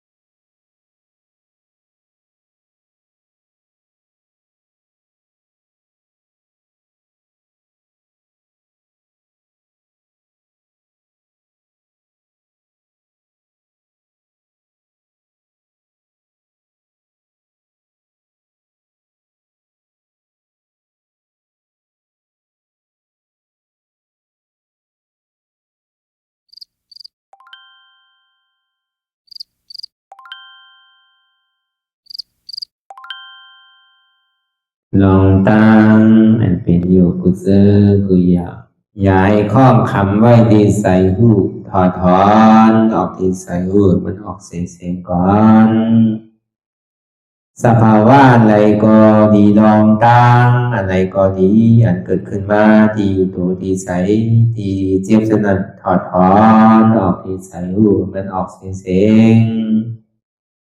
สภาวะอยู่ธาตุสี่เปิงสนั่นเจ็บเทียนโตกอดเนตรสานสั่นไหวโคมไต่ไม่กัดอ่อนแข็งสู้ตุนซับยายจึงหยดเปลี่ยนดูสภาวะอยู่ธาตุสี่เปิงสนั่นตีหนังธาตุกว่าผู้ซับตีอัตตากว่ายึดว่ามีโตมีใสมีเจ็บสนั่นเอาบ่วางเป็นอนัตตาไหลลองแสนพ่องปิวอยู่อันเฮาว่นลึกว่นเลยอยู่เป็นเดิมเป็นลาวอยู่จนให้สาวถอดถอนออกตีใส่รูมันออกเสียงก่อนยอมกึดยอมออกยอมลงอันเฮ็ดให้เฮายินดียินให้เจริญอารมณ์เจริญถึงใสถึงคอไว้ตีมันยืดไว้ตีมันเป็นทุกขานั้นปวดปล่อยวางออกที่ใส่หูมันออกเสียงก่อนลองเจอเป็นทุกข้าเลยลองย้อนถึงใส่หลายอย่างมันเกิดขึ้นมาตีตัวที่ใส่ตีเจียบสนั่นปวดวางย่อเสียงก่อนก่อยค่ายย้ายลายดึงพื้น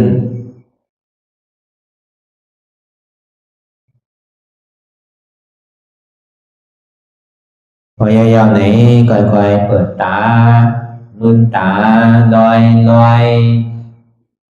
ได้เป็นการปฏิบัติธรรมโคหายอดธรรมอันเกิดขึ้นที่โตที่ใสที่เจ็บอันนั้นโคนหาเหตุหาเงาขจรทุกข้างนั้น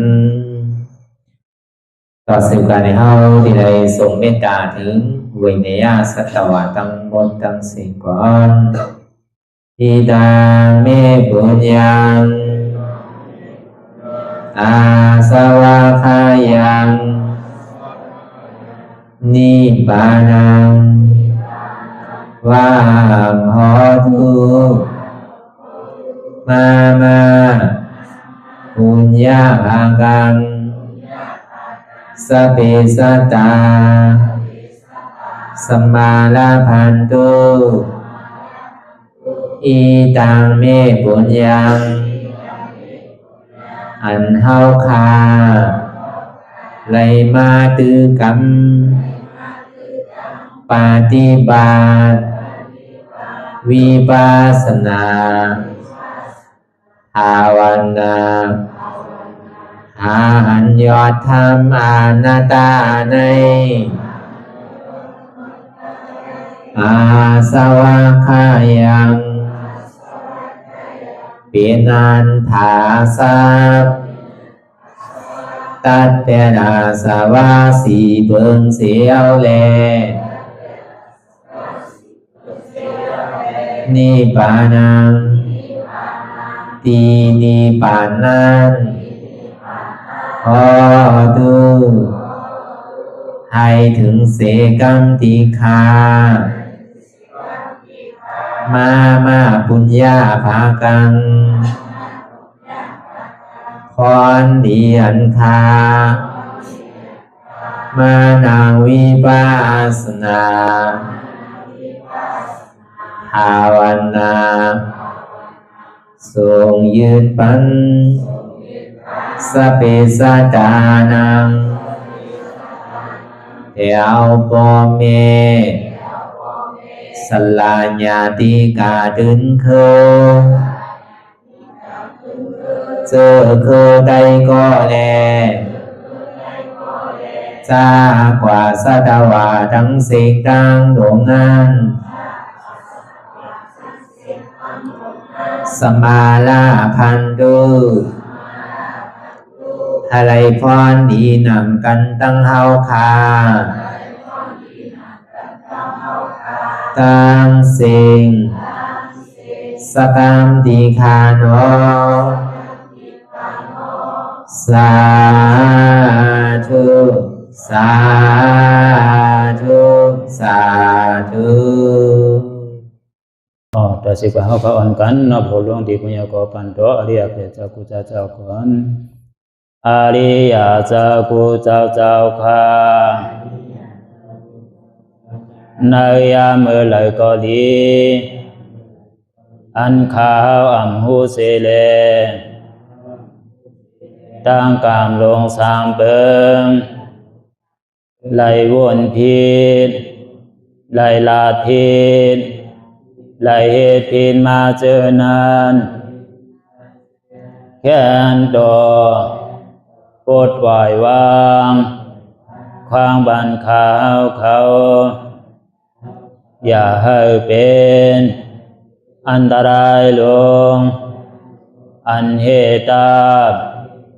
มาโผนิปานันสกันติคโน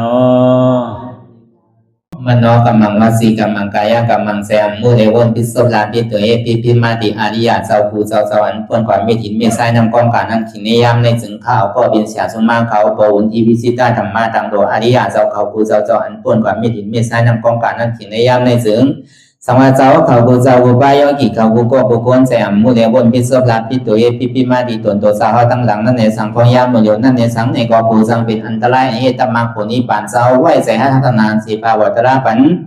ยาได้เป็นอันตรายให้จำมาผลนิพพานต่อเนื่องกว่าวันตามเมื่อตาเฮจงกันอาหันทุกข้าทุกข้าเป็นอนัตตาเยาเดียวอนัตตาตาเป็นอัตตาที่วิจิกิสาเกลียสารนั่นเลยมดสิ่งเก่งหายกว่าในภาวะสัตว์ในอังแผงมันคือไรห้าไหวผลยันห้าขามปุยนิพพานก็เย็นขันภัยสกรรมรวยตาเนาะสาธุ